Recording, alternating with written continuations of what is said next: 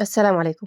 أكلة النهاردة دي من أكتر الأكلات قدمًا عندنا في الصعيد، وأكتر أكلة ناس كتير بتحبها ومشهورة، وبصراحة كده يعني ما فيش شتا يعدّي إلا أمّا لازم نعملها، ما فيش عيد يعدّي إلا أمّا لازم نعملها، اللي هي الفتة. بس الفتة بتاعة النهاردة دي اسمها فتة فطير بسخينة، إحنا بنقول عليها هنا في الصعيد فطير بسخينة. الفطير اللي هو الرقاق، بس إحنا هنا مش بنعمله صغير، بنعمله كبير وبيبقى في الحجم كده أسمك شوية من الرقاق العادي اللي هو بنعمل بيه الصواني باللحمة المفرومة. النهارده بقى هنعمل الفطير أو الفطير بسخينة بتاعنا ده اللي هو الصعيدي على الأصول يعني. طلعنا فوق السطح كده عند الفرن الطين بتاعتنا، وهنعمل العجينة بتاعة النهارده سهلة خالص، مَيّة وملح ودقيق.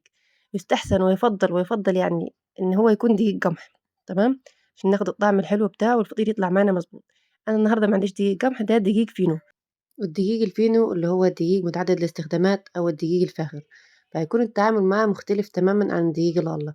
دقيق الغلة حلو بيتفرط معانا بسهولة، عكس الدقيق الفاخر بيكون فيه نسبة الجلوتين عالية وما بيتفردش معانا بسهولة. فهنضيف شوية مَيّة زيادة في العجينة بحيث إن تبقى كمية السوائل أكبر من العادي، عشان العجينة لمّا نيجي نجيبها بالنشابة تفرد معايا بسرعة يعني، ما تقعدش تتعبني في الفرد. تمام، شغّلنا هنا الفرن زي ما شايفين لحد ما تشتغل الفرن معانا كويس من النار وتسخن وتاخد الحرارة التمام. كنت هنا على جنب جبت قفص وحطيت عليه الصينية بتاعة العشا عشان ننشب الفطير. أنا اللي هنا القفص ما نفعش معايا لمّا أنا بانشب الفطير، كانت الصينية كل شوية تتزحلق معايا، ما كانتش أحسن حاجة تمام يعني. فتعاملنا على هذا الوضع لحد لمّا لقيت حل تاني سندت عليها الصينية.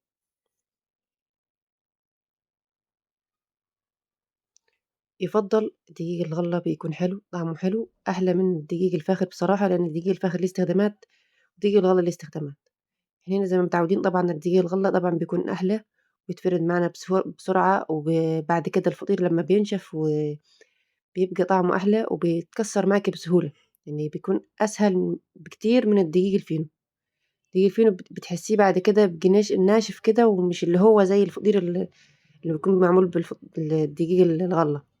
تمام، جبنا هنا نشّاب أكبر، لإن طبعًا الفرن حرارتها عالية جدًا، فمش هنقدر أنا نفرُط أو ندخّل الفطيرة الفرن وفي نفس الوقت تكون بالنشابة الصغيرة دي، لإن الحرارة هتبقى عالية عليَّ. بُصّوا كده نافخة إزاي ومستوية، بس لسه طرية، ما لحقتش يعني تاخد الحرارة الكافية بحيث إن هي تبقى تمام.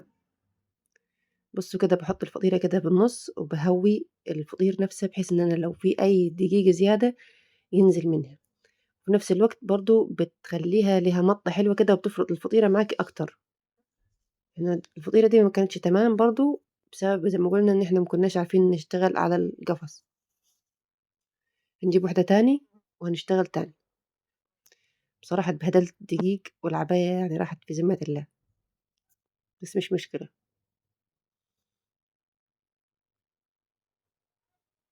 طريقة النشر دي أنا معتمداها من زمان، يعني بالنسبة لي أسهل، بس أهم حاجة تحطّي دقيق كتير. طالما حاطة دقيق كتير خليكِ متضامنة واشتغلي زي الفل، هتبقى معاكِ الدنيا تمام وهتفرط معاكِ الدقيق بسرعة. لكن أنتِ مش حاطة دقيق كتير العجينة هتلزق معاكِ في بعضها زي ما شُفتِ دلوقتي، مش هتبقى تمام يعني، ممكن تتلزق تتقطّع معاكِ. فيستحسن إن أنتِ تحطّي دقيق كتير وأنتِ بتنشفي الفطير.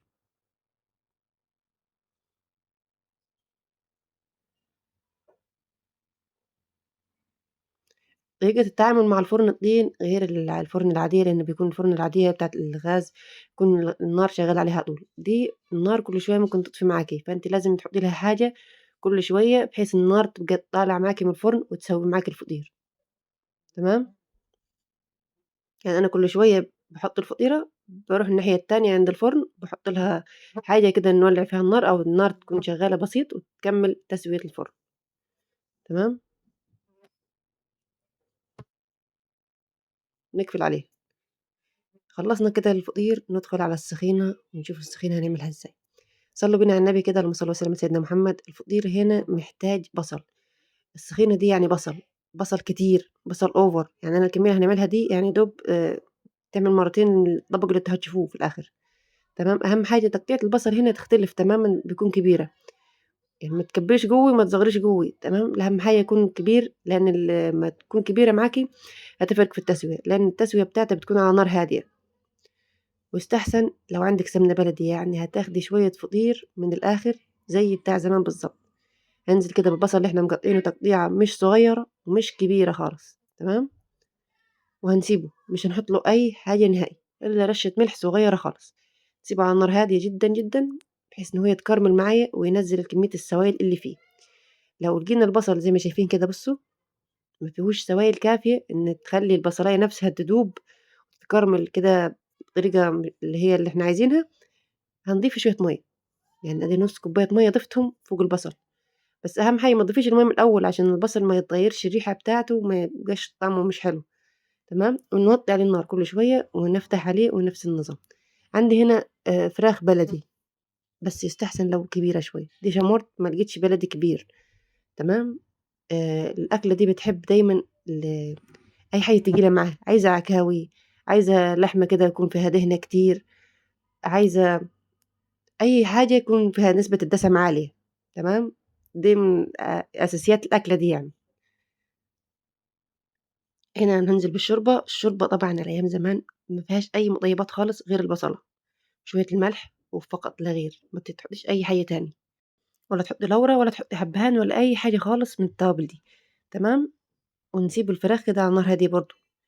البصل بصوا كده شكله اختلف عن الأول، إحنا عايزين البصل تدوب يعني، وكل شوية نفضل ندُج كده في البصل بحيث إن أنتِ تقطّعي البصل أكتر من الأول، فاهماني؟ نفس الحركة اللي أنا باعملها كده. الطريقة اللي أنا باعملها في البصل دي هتخلّي البصل يبقى تقطيعته أصغر معاكِ كده. أهم حاجة نخلّي النار هادية جدًا، جدًا، جدًا، يعني شمعاية من تحت البصل، بحيث إن هي دي تخلّي معاكِ البصل يتكرمل أكتر وناخد اللون الحلو بتاع الفطير. كمية البصل اللي إحنا شفناها دي مش هنستخدم غير ليها 3 طماطمات زي ما شايفين وهنقطّعهم كده. أنا باحب أقطّع الطماطم بالشكل ده، في ناس بتحب تبشرها، في ناس بتحب تضربها في الخلاط، بس أنا شايفة إن تقطيعة الطماطم دي بتدّيكِ أفضل نتيجة للسخينة بتاعة الفطير، تخلّيه يعني طعمه حلو، ما بيحبش الطماطم كتير، ما بيحبش الطماطم الكتير، تمام، نيجي نشوف التوابل بتاعته، كزبرة وكمون وفلفل أسود، هنهرسهم في الهون بحيث إننا ننعمهم يعني بنسبة 60% زي كده، تمام. بعد ما ننعمهم كده هانزل عليهم بكمية توم حلوة، يعني راس توم صغيرة كده، ننزل عليهم كده ونهرسهم كويس في الهون، شوية الملح تهرسيهم تمام تمام يعني. الخلطة بتاعة التوابل والتوم اللي إحنا عملناهم كده وهرسناهم في الهون دي هي روح الفطير نفسه، يعني هي اللي بتدي الطعم الأصلي بتاع الفطير وبتخلي ريحة الفطير حلوة. بعد كده هنجيب زي ما شفت بص وصل معانا البصل اللون ازاي وتكرمل ازاي، كل ما يكون أغمق يعني هو ده اللون ده كويس مية مية زي كده، بس ما تغمقيش عن كده عشان ما يمررش معاكي. هننزل كده بالثوم والتوابل اللي احنا عملناها مع بعض اللي هي توابل عادية، كزبرة وكمون وفلفل أسود، ما تحطيش أي توابل تاني. أول ما تحطيهم كده فوق البصل وشم الريحة، والريحة هتجيب معاكي لآخر الشارع، يعني اللي عامل فطير النهارده هيبقى معروف في الشارع، تمام. بعد كده هننزل عليها بالطماطم، مش هننزل عليها مجرد ما نحط التوم، لأ التوم لازم ياخد التشويحة الحلوة كده معانا، وتهدّي النار برضه عليهم وتسيبيهم كده شوية. أول ما تحسّي إن ما فيش سوايل كده هتدّيها حتّة شوربة بسيطة لحد لمّا الطماطم تستوي معاكِ بالشكل ده وتتسبّك زي ما شايفة معانا، وبعد كده ننزل عليهم بالشوربة. بُصّوا كده، يا سلام لو شوربة يعني دسمة على دي، دي يعتبر شوربة مش دسمة، هتاخدي شوية فطير عالمية بجد. بس كده ونسيبه يغلي مع بعضه كده، وبعد كده نضبّط الملح بتاعه بحيث إن الملح يكون مضبوط معانا. وبعد كده هاجيب فرخة من الاتنين لإن دي هتكون على قد الغدا النهارده، والتانية هاسيبها لتاني يوم، لغدا تاني يوم هنعمل بيها حاجة تاني كده، أنا كنت عملت جنبيها شوية رز ولوبيا وملوخية وسلطة، يعني كده يوم وكده يوم، تمام. بعد ما خدت لها غلوة كده حلوة، بس ما تزوديش عليها في الغليان مع الصلصة، لإن هي أصلًا مستوية، زي ما عارفين دي فراخ شامورت ما بتحبش التسوية كتير، لإن هي بتكون مهرية. بُصّي خدت لون روعة، أول ما تطلع كده ادّيها شوية ملح وفلفل تبقى عظمة. ننزل بشوية السمنة كده، ما تدهناش ولا أي حاجة، هي دخلت الصلصة كده وخدت اللون منها، هتاخد لون معاكِ في التحمير جبار. بعد كده بس على مهلِك، لو هتحمّريها كاملة كده تعملي معاها على أقل من مهلِك، لإن هي مستوية جدًا، تمام. بُصّي اللون اللي خدته إزاي، يا سلام لو تدخل الفرن كده، هي يعني ما تحمّرهاش كده في الطاسة وتدخّليها الفرن، تبقى جميلة جدًا، تاخد لون أحلى من كده كمان. بُصّوا الصلصة بتاعتنا عاملة إزاي، تحفة. أدي الفطير بتاعنا اللي إحنا عملناه امبارح زي ما قُلنا مع بعض، وتنفّضيه لو في دقيق زيادة، وبعد كده تكسّريه بالشكل ده، وهتحطيه في الصينية أو في طبق بس يكون يعني يعني غويط شوية عن العادي، مش طبق مسطّح. وبعد كده يكون الشوربة معانا سخنة، سخنة جامد، وننزل كده بالسخينة بتاعة الفطير على الفطير كده ونسقسق الفطير معانا. بصراحة من أحلى الأكلات اللي تدفّي جميلة جدًا، والمحببة إلينا هنا في الصعيد بشكل كبير. تمام. وحطينا الفرخة كده تتربع على العرش فوق الفطير بتاعها، زي ما قلنا الأكلة دي على حسب ما انتي بتحبيها ازاي، تحبي معاها ايه، فراخ، لحمة، ترجع ليكي.